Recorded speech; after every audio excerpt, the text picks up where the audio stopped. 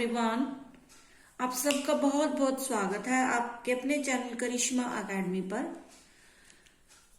Video शुरू करने से पहले जिन्होंने मेरे चैनल को सब्सक्राइब नहीं किया है वो सब्सक्राइब कर लें और बेल आइकन को भी प्रेस कर लें। स्टार्ट करते हैं हम। हमारा चैप्टर चल रहा है इशू ऑफ डिबेंचर्स, जिसमें हमने क्या किया है, पहले तो वो कर लिए, मतलब issue of debentures for cash कर लिया, issue of debenture consideration other than cash कर लिया, और इशू ऑफ डिबेंचर की एंट्रीज की थी किसके साथ, रिडम्पशन के साथ। ठीक है, और इनके प्रैक्टिकल क्वेश्चन भी हम साथ साथ कर चुके हैं। आज के उसमें वीडियो में हमारा टॉपिक है issue of debentures as a collateral security. ठीक है, जब हमने ये स्टार्ट किया था चैप्टर तो मैंने आपको बताया था कि जो एक कंपनी है वो डिबेंचर्स को 3 तरह से इशू कर सकती है। ठीक है, एक तो कैसे, कैश के लिए, कैश के बदले में। ठीक है, यानी इशू ऑफ डिबेंचर्स कैश के बदले में, और दूसरा एनी अदर काइंड भी कह सकते हो, या आप कह सकते हो कंसीडरेशन अदर देन कैश, यानी कैश के अलावा किसी और चीज के बदले, जैसे एसेट खरीद रहे थे या कोई बिजनेस टेक ओवर कर रहे थे तो कंपनी बदले में क्या कर रही थी, उनको डिबेंचर इशू कर रही थी। और थर्ड मैंने आपको बताया था एज ए कोलैटरल सिक्योरिटी। आज हम यही करेंगे। ठीक है, कोलैटरल सिक्योरिटी। ठीक है, देखो कोलैटरल सिक्योरिटी का मतलब क्या है। कोलैटरल मीन्स है एडिशनल सिक्योरिटी। ठीक है, कोलैटरल मीन क्या मतलब है, एडिशनल, या आप इसको सेकेंडरी भी बोल सकते हो, एडिशनल या सेकेंडरी, सेकेंडरी सिक्योरिटी कह सकते हो आप इसको। ठीक है, एडिशनल या सेकेंडरी सिक्योरिटी। अब देखो जो मेन डिफरेंस क्या है, जो वो था ना, कैश के बदले हम डिबेंचर इशू कर रहे थे या हम अदर देन कैश के बदले कर रहे थे, तो वो जो है किसको इशू किए जाते थे, पब्लिक को इशू किए जाते थे। ठीक है, जो ये डिबेंचर है कोलैटरल सिक्योरिटी वाले, ये किसको इशू करते हैं, पब्लिक को इशू नहीं किए जाते। ठीक है, देखो जो कैश वाले थे और जो कंसीडरेशन अदर देन कैश वाला था, अदर देन कैश वाला, ये किसको इशू किए थे, पब्लिक को किए जाते थे इशू। मतलब पब्लिक क्या करती थी, हमें कंपनी को लोन देती थी और बदले में कंपनी क्या करती थी, उनको या तो डिबेंचर दे देती थी। ठीक है, अब देखो पब्लिक को करते थे, लेकिन जो कोलैटरल सिक्योरिटी वाले डिबेंचर है ना, एज ए कोलैटरल सिक्योरिटी, ये किसको नहीं किए जाते, पब्लिक को नहीं किए जाते। किसको किए जाते हैं, बैंक को इशू किए जाते हैं ये वाले। ठीक है, मतलब जो कोलैटरल सिक्योरिटी वाले डिबेंचर है एज ए कोलैटरल सिक्योरिटी, ये किसको किए जाते हैं, बैंक को किए जाते हैं। ठीक है, देखो बैंक क्या करता है, देखो ये क्या है, लोन लेते हैं, कंपनी क्या करती है, बैंक से लोन लेती है। ठीक है, अब जैसे सपोज करो मुझे चाहिए था 50 लाख का लोन। ठीक है, 50 लाख का लोन मैं लेने गई बैंक के पास। ठीक है, तो बैंक क्या है, इतनी बड़ी अमाउंट ऐसे नहीं देगा, बदले में वो क्या करता है, कुछ ना कुछ सिक्योरिटी रखता है। सिक्योरिटी में कुछ भी हो सकता है, बिल्डिंग हो सकती है, हमारी एसेट मतलब कोई मशीनरी हो सकती है, कोई प्लांट हो सकता है। ठीक है, तो मैं बैंक के पास गई, मैंने बैंक को बोला कि मुझे 50 लाख का लोन चाहिए, तो बैंक ने बोला कि आप बदले में क्या रखोगे, तो मैंने बोला कि मैं 50 लाख की मेरी बिल्डिंग है, मैं वो रख रही हूँ। ठीक है, मैंने बिल्डिंग रख दी मान लो। ठीक है, तो बैंक ने मुझे बोला कि इतने का ही लोन है और इतने की बिल्डिंग है, ये तो एक तरह से प्राइमरी सिक्योरिटी होगी, आप ऐसे कह सकते हो इसको। ठीक है, प्राइमरी सिक्योरिटी है। अब मतलब बैंक क्या करता है, जितनी हमारी जितने का हम लोन रहे हैं ना, लोन ले रहे हैं, उससे ज्यादा की सिक्योरिटी रखता है।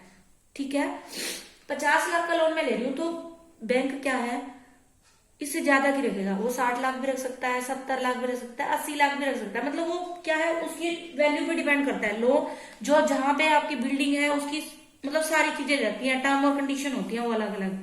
ठीक है, बस ये पक्की बात है कि वो जितना लोन देता है ना उससे ज्यादा की सिक्योरिटी रखता है। ठीक है, अब उसने बोला बैंक ने कि भाई ये तो इक्वल हो गया, आपको कुछ और भी रखना पड़ेगा। ठीक है, तो मैंने बोला कि मेरे पास और कुछ तो है नहीं, मैंने बिल्डिंग रख दी, तो क्या है, मेरे मन में ना यह आया कि मैं ना डिबेंचर इशू कर देती हूँ। ठीक है, मैं क्या कर देती हूँ, डिबेंचर इशू कर देती हूँ।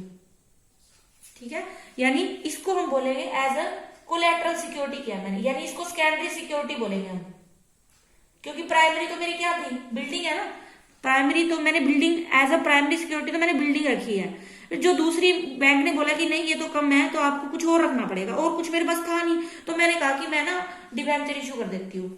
ठीक है, तो इसको बोलते हैं debenture issue as a collateral security. ठीक है, मतलब मैंने क्या कर दिया, एज अ सेकेंडरी सिक्योरिटी इसको रख दिया।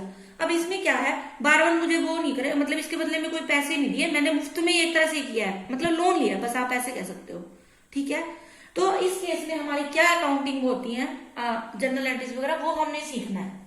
ठीक है, बस आपको पहले मीनिंग समझ आना चाहिए कि क्या है कोलैटरल सिक्योरिटी का मीनिंग। ठीक है, मतलब क्या है, ये एक तरह से सेकेंडरी सिक्योरिटी है। ठीक है, और अब इसको अगर करते हैं तो देखो दो तरह से कर सकते हैं। ठीक है, issue of debentures as a collateral security हम क्या कर सकते हैं, दो तरह से एंट्री कर सकते हैं। ठीक है, एक तो क्या किया, व्हेन नो एंट्री, व्हेन, या आप ऐसे कह सकते हो नो एंट्री इज पास्ड। ठीक है, एंट्री इज नॉट पास्ड ऐसे कह सकते हो, या नो एंट्री कर लो, इसमें कोई एंट्री नहीं होगी। दो केस है, आप ऐसे कह लो। ठीक है, दो केसेस है, एक है हमारा फर्स्ट केस, एक है हमारा सेकंड केस। ठीक है, इसमें तो क्या है, कोई एंट्री बेस मतलब पास नहीं करेंगे हम। ठीक है, नो एंट्री इज पास्ड। ठीक है, और इसमें क्या करेंगे हम, एंट्री को पास करते हैं, एंट्री इज पास। जब एंट्री क्या की जाती है, पास्ट की होती है, मतलब एंट्री की जाती है, और इसमें क्या होती है, नो एंट्री, मतलब कोई एंट्री नहीं है। ठीक है, सबसे पहले तो मुझे एक एंट्री तो करनी है, वो कौन सी करनी है, बैंक लोन की।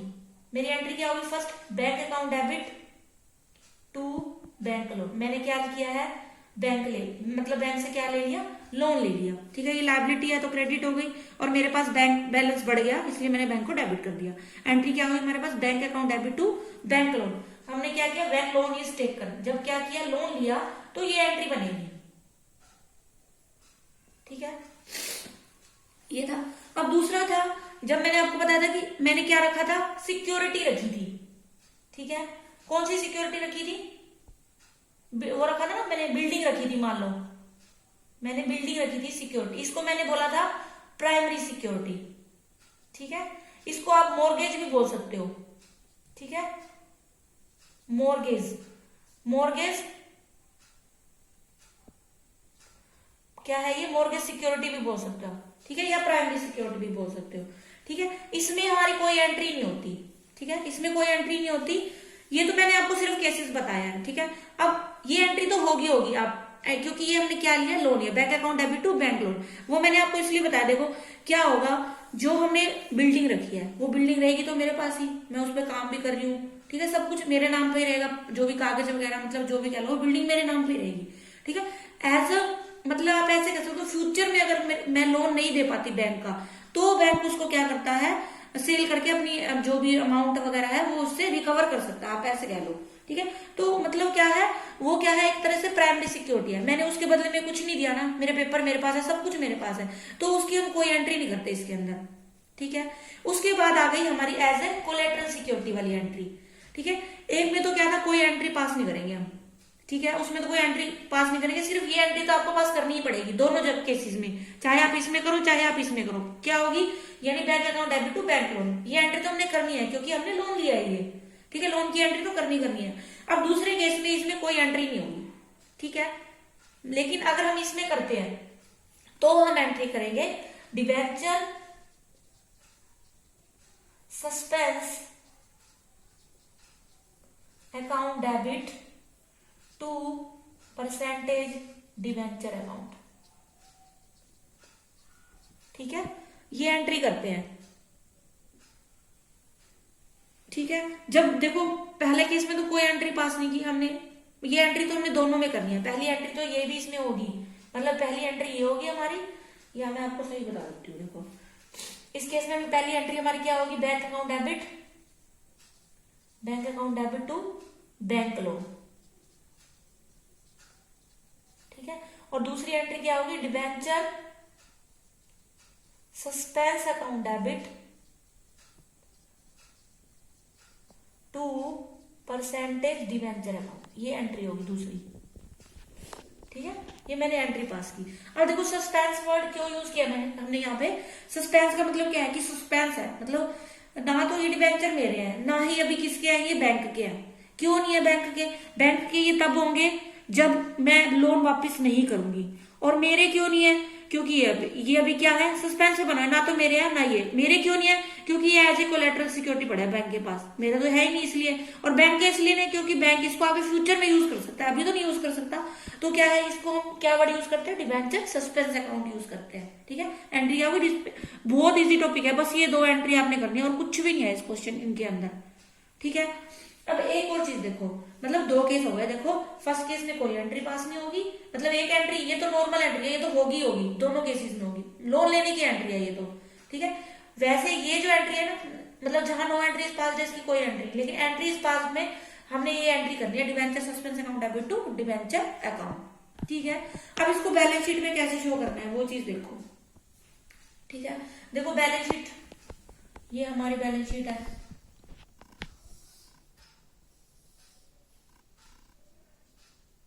बैलेंस शीट मतलब कंपनी की ऐसे बनती है ना, वर्टिकली बनती है। ठीक है, पहला पार्ट क्या होता है, यहाँ पे इक्विटी एंड शेयर होल्डर होता है, इक्विटी एंड शेयर होल्डर। ठीक है, इसमें दिखाते हैं हम non current liability, non current liability. इसके अंदर शो करना है आपने long term borrowings, long term borrowings. ये हमारा फर्स्ट केस के अंदर बैलेंस शीट में कैसे शो करना है वो चीज है। लॉन्ग टर्म बोरोइंग्स, जितना भी लोन लिया, जैसे मैंने यहाँ पे लिया था 50 लाख का, तो मैं यहाँ पे शो कर दूंगी लोन ले लिया मैंने 50 लाख का। ठीक है, सॉरी, ये तो हमारा उसका होता है, नोट का होता है, कॉलम नोट का, यहाँ पे आएगा 50 लाख या जितनी भी अमाउंट आपको दी होगी। ठीक है, यहाँ पे शो कर दोगे आप। ठीक है, ऐसे शो करेंगे इसके अंदर। और इसके अंदर कैसे शो करेंगे आप,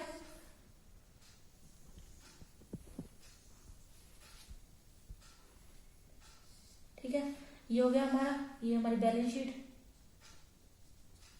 ठीक, इसमें कैसे शो करोगे, वही पहले तो इक्विटी